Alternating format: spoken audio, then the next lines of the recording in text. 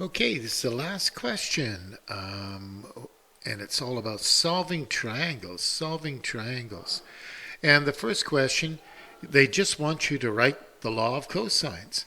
And the law of cosines, if you want to find a side of a triangle, you have to square the other two sides and then subtract 2 times the sides multiplied together times the cosine of the angle in between.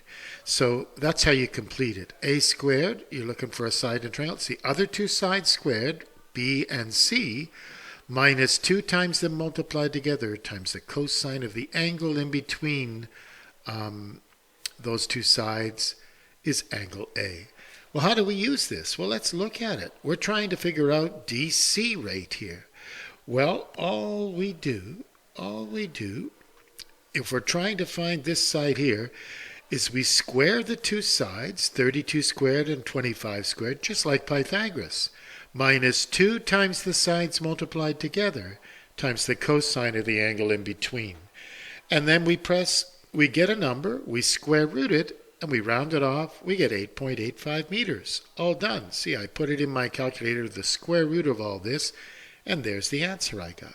Now the next question. They want us to find the size of the angle ACD. Now there's a way, that angle there, C there, what we have to do is we're using this same thing here. We're going to square these sides.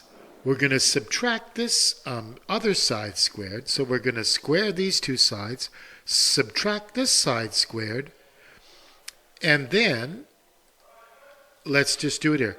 Then we divide by the 2BC cos A, the 2BC rather. That's how you find the cosine of the angle. You're sort of solving for this. All you're doing is you minus that opposite side there. So there's the 32 squared. And you divide by the two other sides multiplied together, 2AB.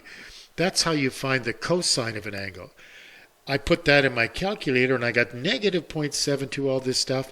Then I went shift cosine and it gave me the answer, 136.44 degrees. Now they say, okay, what's the length of this BC here? Well, if that's 136.44, this angle C here must be 43.56 degrees. Angles sum in a straight line, I should have written. That's why that's 43 degrees. And then adjacent, BC over hypotenuse, then you can go BC over 25 equals the cos of 43.56. Multiply that 25 through, and you'll get BC, which is 18.17 meters. And that's it. That's the whole thing done.